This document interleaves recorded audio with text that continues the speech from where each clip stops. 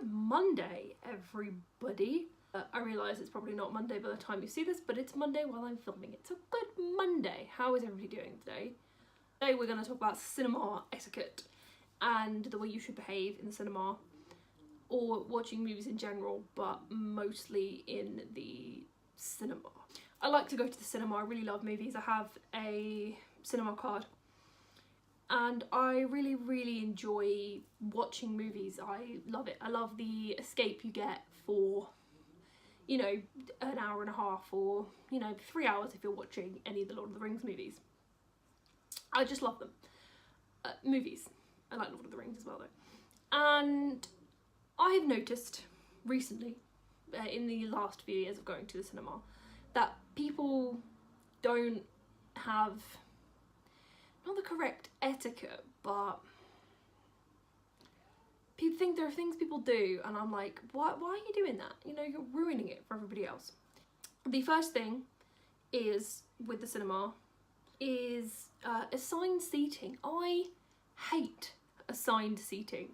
I really hate it. Why can't you just sit where you want? I mean, a lot of the times people sit in the wrong seats anyway, and if it's a quiet cinema and those seats aren't sold, people move. So why? Why do we have, like, so I kind of get it, like, you get to sit where you want, so you can pick your seats and you can sit, instead of just showing up on the day and having to sit in the front row. But I think it depends on the day. Sometimes I really hate it, and sometimes I'm like, actually this is kind of a good idea. So assigned seating is something that I really gets my goat sometimes. Another thing that gets my goat is people that have, like, full-on, like, dinners in the cinema, like, so cinemas now, they sell, like, everything. You can have nachos, you can have hot dogs, and that just, like, baffles me. Well, you can't concentrate on the movie if you're too busy concentrating on whether or not you're going to drop your hot dog. But I would drop that everywhere, all over me, all over the floor, everywhere. I would get nachos everywhere, and they're crunchy. Like, I get it, like, popcorn has a crunch to it, but it's a quiet crunch, and, like, the rustle of the bag, but that's, like, part of the experience. Somebody's actually sitting there eating nachos. I mean, and you can't see what's on your nacho. You know, how do you know you've got any cheese on there? Do you put it in your mouth? So, I've never understood the need for hot dogs and nachos in cinema, but there you go. Some people, it's a staple. And ice cream, although I don't mind ice cream so much in the cinema, but it has always been something that I'm a bit baffled by. But ice cream in a tub is fine, but ice cream on a cone I would get everywhere, let alone letting your kids have it. So I don't mind people sneaking food into the cinema, like, that's totally cool. Cinema food is expensive. Although, I have to say, me and Olivia went to see Bohemian Rhapsody last week, which is very good. Go and see Bohemian Rhapsody. It's quite enjoyable.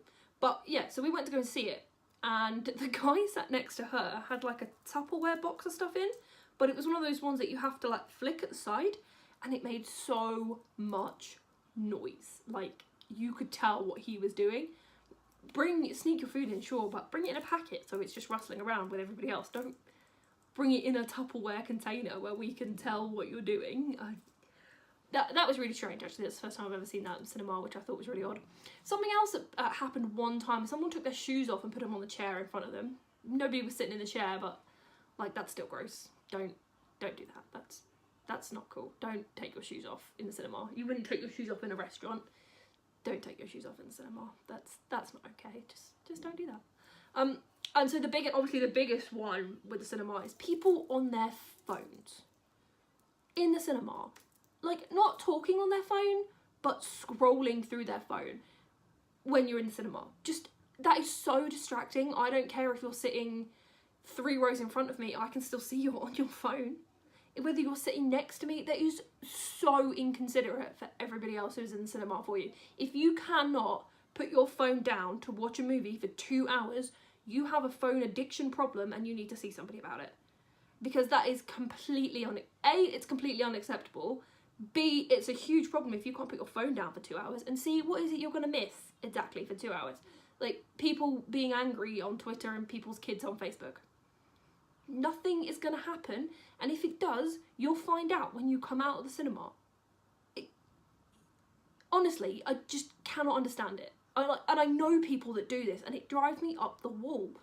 Why? Why can't you concentrate? And not even in the cinema, but when you watch a film at home, you can't put your phone down for 2 hours to watch a film? Like, seriously? What's wrong with you? That you can't do that? How are you paying attention to the plot if you're on your phone? People, oh, you can tell this really grates on my nerves, but people put their time, people invest their money, their energy into making these movies for your enjoyment, and you are just on your phone for 2 hours? Just watch the movie on your phone then. Like, people that watch Netflix on their phone, how do you watch Netflix on your phone and go through your phone at the same time? Like, are you just, is your head gonna explode? It isn't okay. Not even a little bit, not in the slightest. If your phone vibrates, if you are getting messages, they can wait. If your phone is ringing, right, and it is constantly ringing and somebody's clearly trying to get hold of you, leave the cinema and answer your phone. If you can if you get one phone call in the cinema, just ignore it, you know, whatever. If your phone rings like multiple times, somebody's clearly trying to get hold of you, then that's fine. Get up and leave and answer your phone. There's obviously something important. If your phone vibrates once, one time, and you get it out of your pocket to look at it, that's completely unacceptable. Why would you do that? It's probably just a tweet anyway, or a Candy Crush notification. It's not important enough. Put your phone in your handbag if you have one, guys. Put it in your pocket, or put it in your friend's bag if they've got one, and just leave it alone for 2 hours. You can tell this really annoys me because I'm really, really ranting about it, but why? Why can't you just leave it for 2 hours? It's completely... So to recap, being on your phone during any sort of movie time, like we're preschool children now, excuse me, is completely unacceptable. Just don't do it. It's not okay in any way, shape or form. Just don't. It's not okay. Okay? Cool. Something else that happened, which was probably a mistake, when we went to see The Dark Knight Rises, which was obviously a couple of years ago, somebody's music was playing the whole time, which was like, it was obviously an accident. Somebody's just left their music playing through headphones, I think it was. But it was somebody close enough to me that I could hear that music the whole time, which was super distracting. I mean, what is going on here?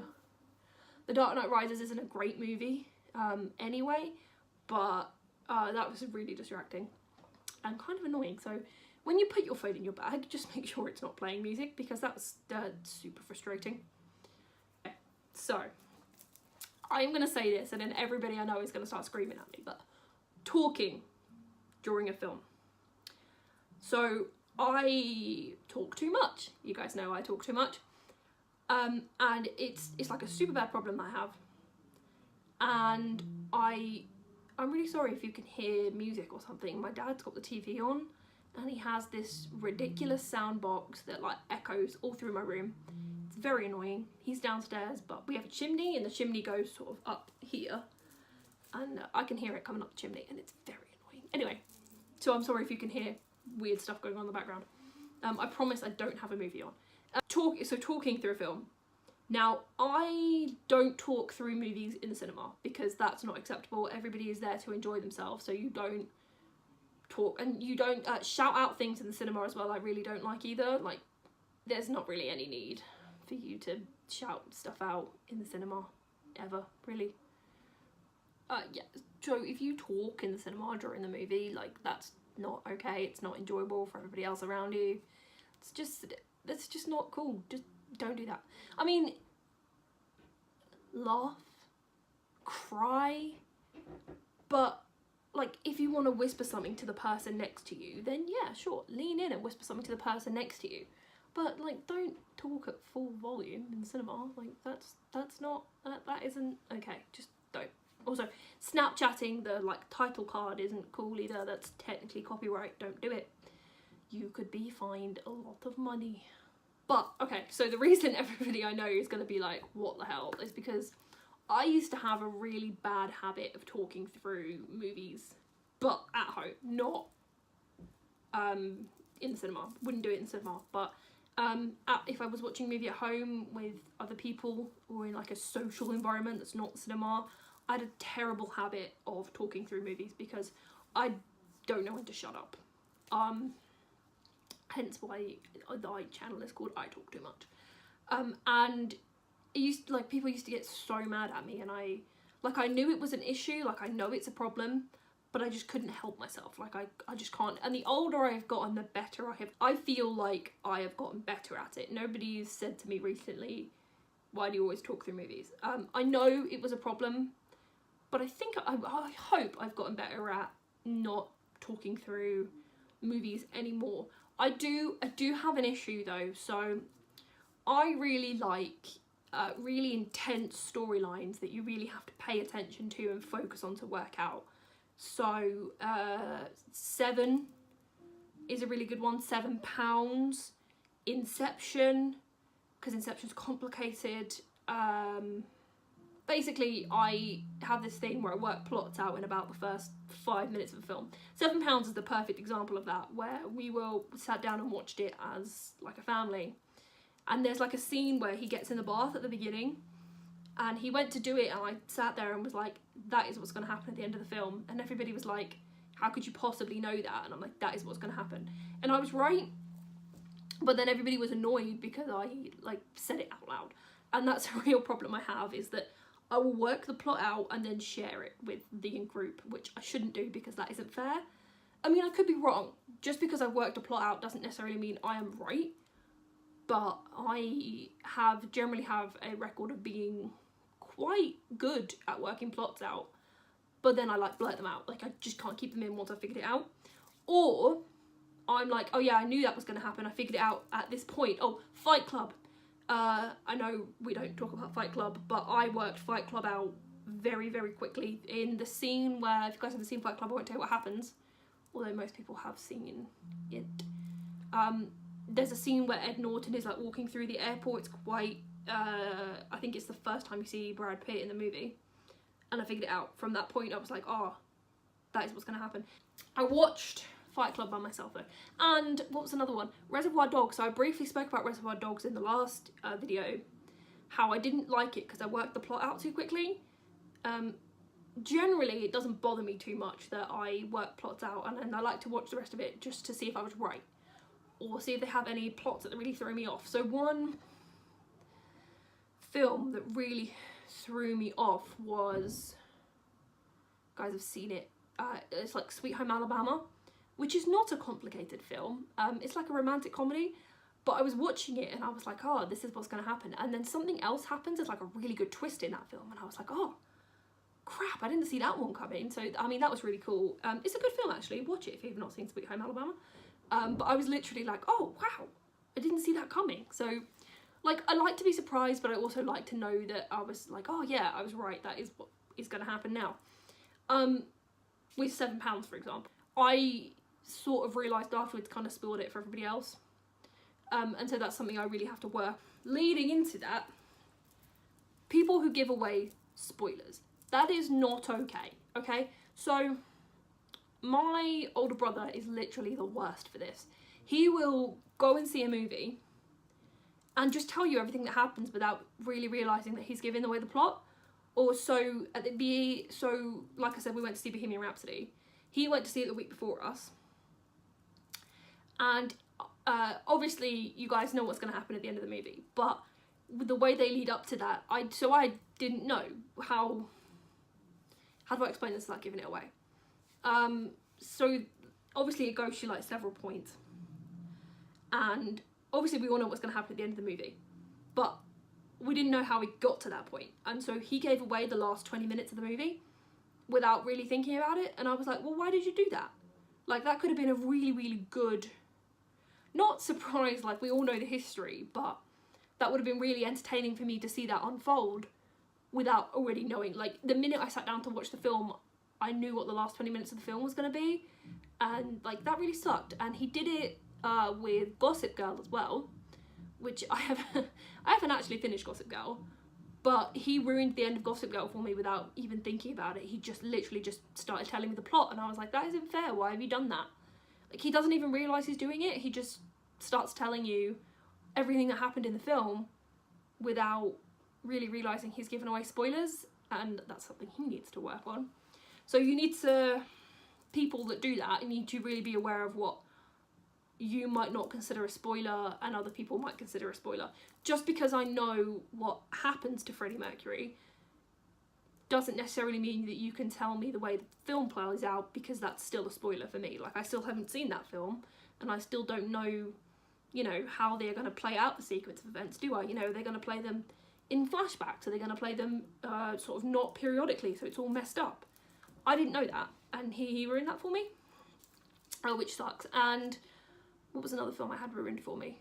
Well, The Sixth Sense, but that was Scrub's fault. Oh, so Olivia, when for what is it called? The Force Awakens. We were going to go see The Force Awakens the Friday night, and she saw a spoiler on the Thursday evening because somebody on Tumblr wrote spoiler alert at the top of the post, and then literally the next sentence was the spoiler. Like, don't do that. That isn't cool. Like, it was supposed to be somebody's review, and if you're gonna review something, don't put the spoiler in the first sentence of the review. You know, you start doing it and you're like, you should, you know, do a disclaimer that, like, this review will have spoilers in it, but don't, like, why would your first line of your review have a spoiler in? That doesn't seem fair. So I think people really need to be aware of the things they share about movies, because a lot of them, like, I think a lot of people don't realise they're sharing spoilers when they are. I mean, some people do. Some people are just real nasty people, and they will spoil movies for you. They will tell you what happens at the end of films, and that sucks. Like, that really sucks. Don't do that. Don't be that person. You're probably also the person that scrolls through your phone in the cinema.